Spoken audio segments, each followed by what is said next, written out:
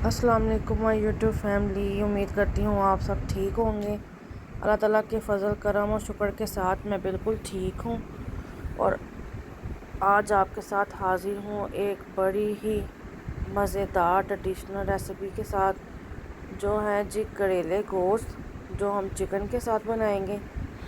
यहाँ पे आप देख रहे हैं जी करेलों को क्रस्ट किया जा रहा है। मैंने 2 किलो करेले लिए थे और जी मूलियाँ जिसके साथ हम रगड़ते हैं उसके साथ आपने करेलों को रगड़ लेना है। और ये आपके सामने है करेले कितने अच्छे तरीके से इनके छिलके उतर चुके हैं। देखिए सारे करेले हमने इसी तरह मूली कंडे के साथ रगड़ लिए हैं, सारे छिलके उतार लिए हैं। छिलकों को भी आपने वेस्ट नहीं करना, हम इनको भी यूज़ करेंगे और जो करेले हैं उनको भी यूज़ करेंगे। ये आपको एक मरतबा फिर दिखा रही हूँ जी मैंने करेले किस तरह क्रस्ट किए थे। ये आपके सामने है और बहुत आसानी से, बहुत झटपट, जल्दी से जल्दी ये करेले जो है ना क्रस्ट हो जाते हैं और बहुत आसानी से ये हो जाता है।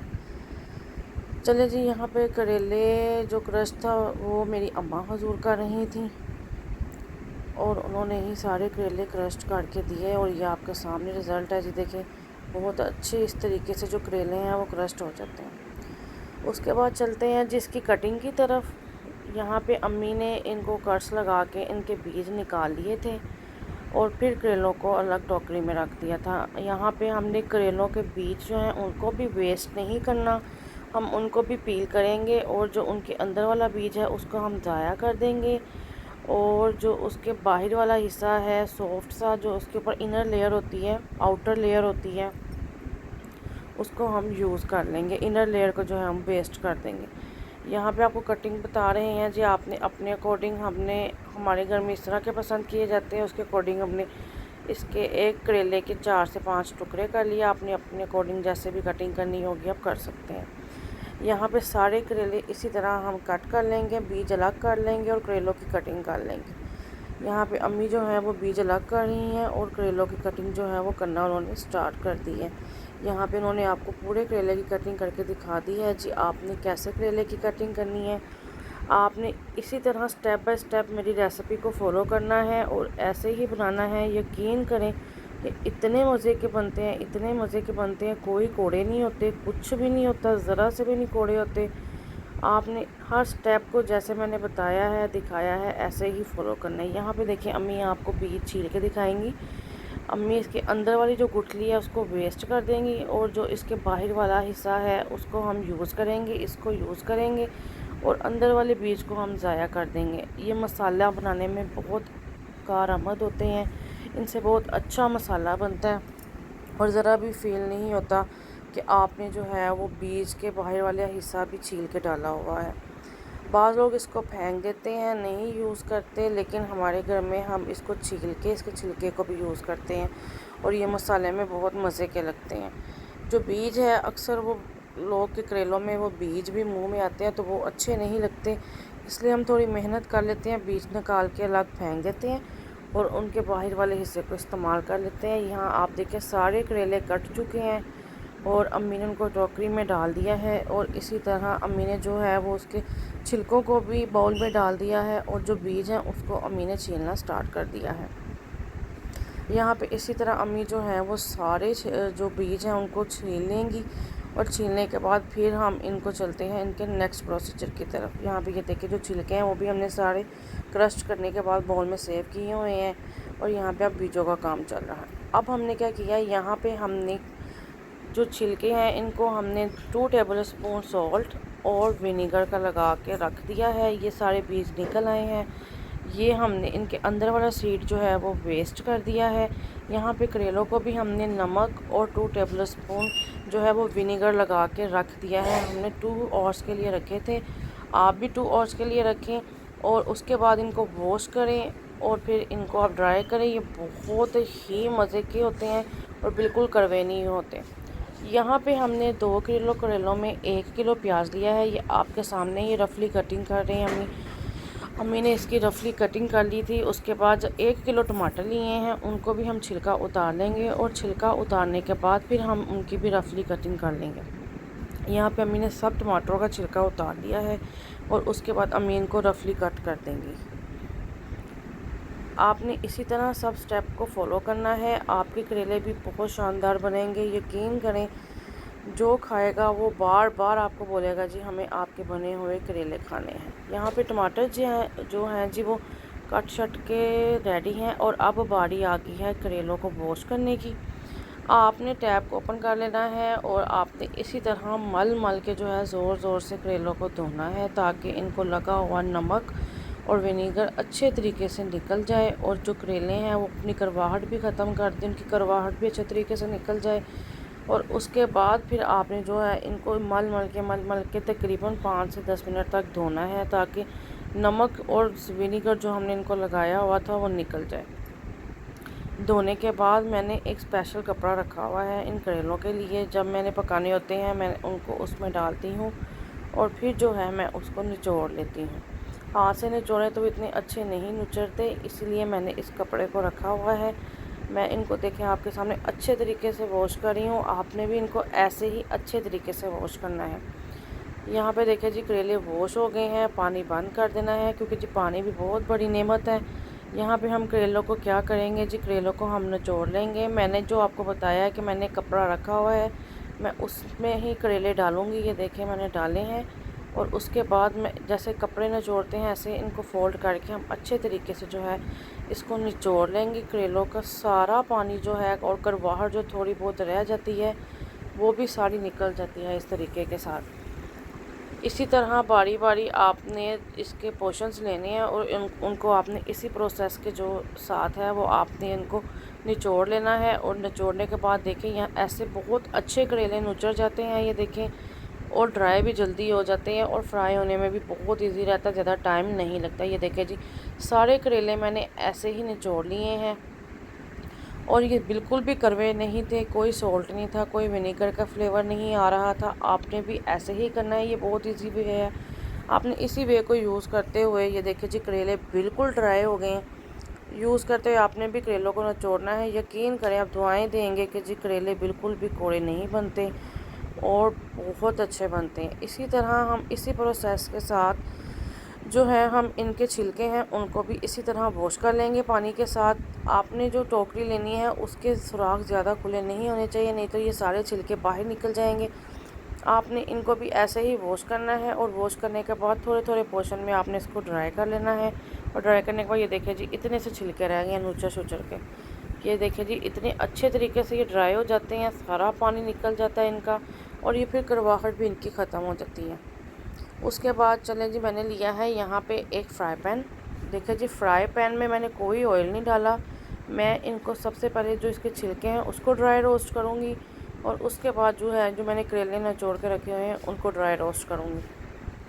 ड्राई रोस्ट करने का मतलब ये है कि जो इनमें थोड़ा बहुत पानी होता है जो करवाहट का बायस बनता है, अगर निचोड़ने में कोई कमी पेशी रह जाती है तो आप इनको ड्राई रोस्ट कर लें। ड्राई रोस्ट करने से जो इनमें थोड़ा बहुत पानी होता है वो भी ड्राई हो जाता है और वो बिल्कुल भी जो थोड़ी बहुत करवाहट की भी गुंजाइश रह जाती है वो ख़त्म हो जाती है। आपने इनको इसी तरह ड्राई रोस्ट कर लेना है। या देखिए आपके सामने है जो कितने अच्छे तरीके से ड्राई रोस्ट हो रहे हैं और उनमें थोड़ा थोड़ा सा गोल्डन सा कलर भी आ रहा है। जो अब अच्छे तरीके से ड्राई रोस्ट हो जाएंगे ना, तो जैसे मेथी को हम सुखाते हैं और वो अलग अलग हो जाती है ना, इसी तरह ये जो छिलके हैं ये भी बिल्कुल अलग-अलग हो जाएंगे और इनमें कोई नमी कोई पानी कुछ भी नहीं होगा और ये जब हम फ्राई करेंगे तो बहुत झटपट फ्राई हो जाएंगे। चलो जी यहाँ पे ये देखिए छिलके जो है मैंने उनको आपने मुसलसल ऐसे हिलाना भी, अगर आप हिलाएंगे नहीं तो ये जल जाएंगे नीचे से। ये देखिए यहाँ पे ये अच्छे तरीके से जो है वो ड्राई रोस्ट हो चुके। मैंने इसमें कोई ऑयल नहीं ऐड किया, आपने भी इसमें कोई ऑयल ऐड नहीं करना। इसको हम अलग प्लेट में निकाल लेंगे और उसके बाद हम इसमें डालेंगे जी करेले। ये देखें जी ये ड्राई रोस्ट हो चुकी है। जो हम इसको छिलड़ी बोलते हैं, लोग इसको छिलके भी बोलते हैं, जो आपकी मर्ज़ी, आपके घर में जो बोला जाता है आप उसको वो अल्फाज यूज़ कर सकते हैं। यहाँ पे चलें जी अब हम करेले डाल देंगे और करेलों को भी हम इसी तरह ड्राई रोस्ट कर लेंगे। इस तरह डालने में थोड़ा सा जो है वो इशू हो रहा था मुझे, मैंने कहा जी चले मैं ऐसे डाल लेती हूँ। यहाँ पे सारे करेले मैं इसी तरह ड्राई रोस्ट कर लूँगी पैन में डाल के।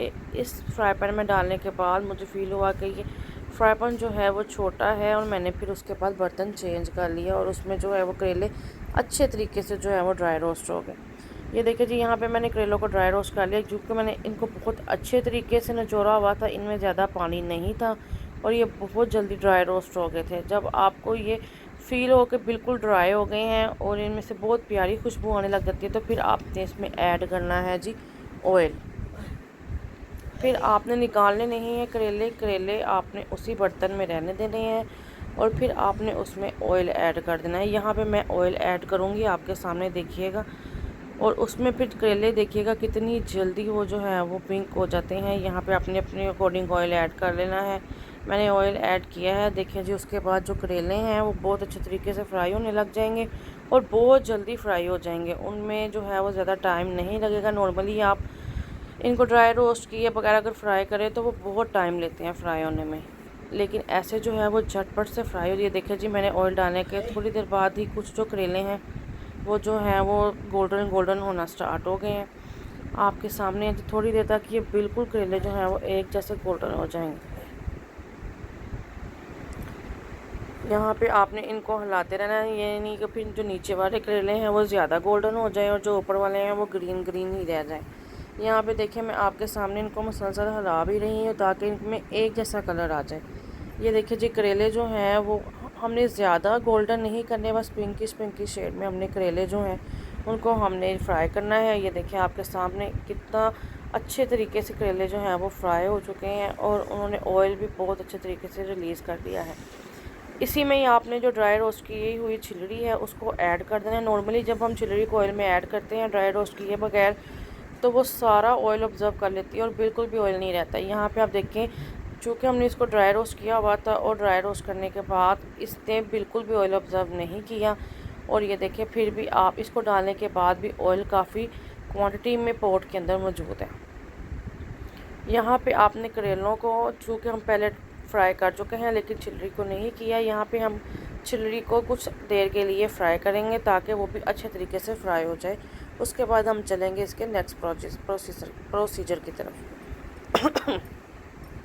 सॉरी जी, यहाँ पे ये छिलड़ी जो करेले हैं वो अच्छे तरीके से फ्राई हो चुके हैं।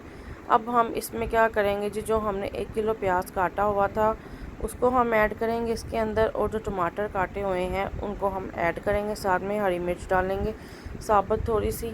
और उसके बाद जो इसके मसाले हैं, ये देखिए जी, यहाँ पे हम बीज डालेंगे। इसी स्टेज पे आके आपने बीज को डालना है। बीज को ज़्यादा फ्राई करने की ज़रूरत नहीं है। ये जब मसाला भुनेगा, जब हम करेलों को दम पे रखेंगे तो ये ऑलरेडी उनके साथ कुकड हो जाएंगे। इनको हिलाने के बाद फिर हम इसमें ऐड करेंगे जी प्याज और टमाटर। आपके सामने है जी, ये देखिए कितने अच्छे तरीके से जो है वो बहुत इजी हैं, कोई ट्रिक नहीं लगाने आपने इसमें, बस इन स्टेप्स को फॉलो करना है और इनको फॉलो करके ही आपने जो है वो करेले बना लेने हैं। आपकी यकीनन करेले बहुत अच्छे बनेंगी, लेकिन स्टेप्स आपने ऐसे ही फॉलो करने हैं। यहाँ पे मैं 1 किलो प्याज में से कुछ प्याज का पोर्शन रख लूँगी जो मुझे जब चिकन की ग्रेवी बनानी है तो उसमें यूज़ करना होगा, और कुछ प्याज जो है वो मैं इसमें डाल लूँगी। टमाटर जो है वो मैं 1 kg सारे ही डाल दूँगी, क्योंकि मैंने जब चिकन बनाना है तो उसके लिए मैं और टमाटर यूज़ करूँगी। करेलों में जितने भी टमाटर जो है उनकी क्वांटिटी अच्छी हो तो करेले अच्छे बनते हैं। यहाँ पे हम इसमें नमक, मिर्च, हल्दी और धनिया ज़ीरा पाउडर डाल के तो हम इनको जो है मिक्स करके दम लगा देंगे। यहाँ पे शायद वो नमक मिर्च वाला क्लिप जो है वो मिस हो गया है, वो आपको नहीं मतलब इस वीडियो में ऐड हुआ, तो उसके लिए माज़रत, लेकिन मैंने सिर्फ यही मसाले डाले थे, नमक, मिर्च, हल्दी और धनिया ज़ीरा पाउडर। डालने के बाद आपने इसको जो है जी दम लगा देना है। ये प्याज भी खुद ही नरम हो जाएंगे, टमाटर भी टेंडर हो जाएंगे और मसाला जो है वो एक जैसा भून के तैयार हो जाएगा। उसके बाद हम चलेंगे जी जो हमने अपने चिकन का मसाला बनाना है उसकी तरफ। यहाँ पे हम इसको नमक, मिर्च, हल्दी, धनिया ज़ीरा पाउडर डालने के बाद दम लगा देंगे। अब आ जाते हैं चिकन की तरफ। जी चिकन में हमने क्या किया जी, जो हमने प्याज बचाया था वो, और 2 गुठलियाँ हमने लहसुन की छिली हुई थी वो डाल के, टमाटर दिखाना आपको भूल गए हैं जी, 3 तो हमने बड़े साइज़ के टमाटर भी इसमें डाले थे, और साथ में हमने 1.5 कप जो है चाय वाला वो हमने पानी का डाल के, और इसमें भी जो आपने अपने नमक, मिर्च, हल्दी जो आपने डालनी है उसके अकॉर्डिंग ही, आपने टेस्ट के अकॉर्डिंग डाल के तो आप इसको गलने के लिए छोड़ देंगे। यहाँ पे पानी खुश्क हो चुका था चिकन का और चिकन बिल्कुल अच्छे तरीके से गल चुका था। हमने क्या किया जी, हमने इसमें ऑयल डाल के बहुत इजी वे के साथ हमने इसको भून ली है। भूनने के बाद जब पानी चिकन बिल्कुल खुश्क हो गया है, चिकन बिल्कुल भून चुका है और पानी खुश्क हो चुका है, तो उसके बाद हमें जो दम लगाया है करेलों के मिक्सचर को वो हम इसमें ऐड करेंगे।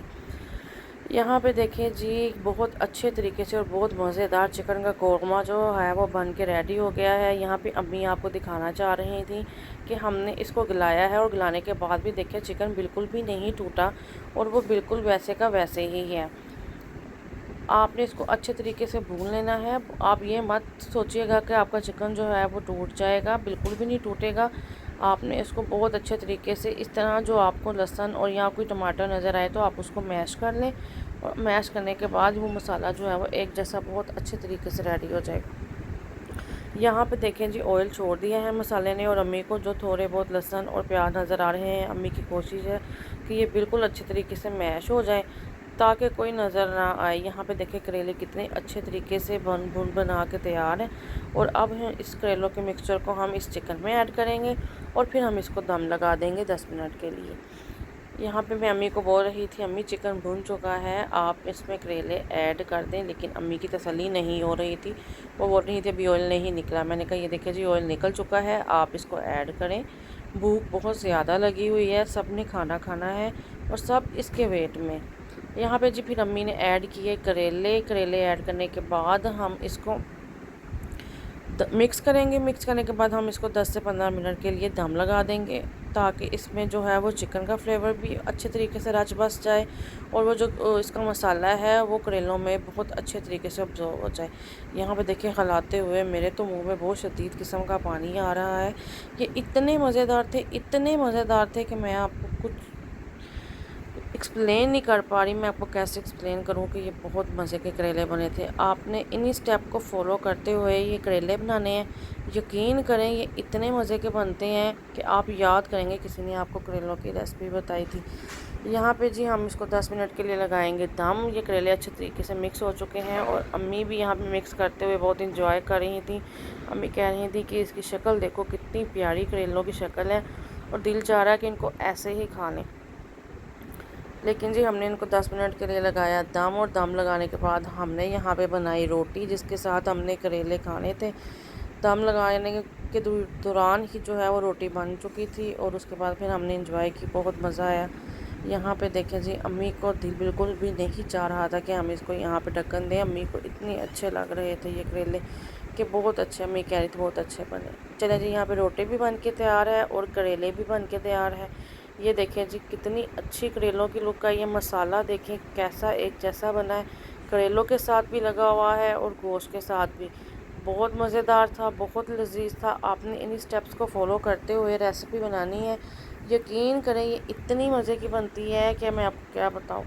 बनाने के बाद आपने मुझे कमेंट में लाजमी बताना है कि आपके करेले कैसे बने। यहाँ पे हम आपको देंगे जी जो रिव्यू इसका।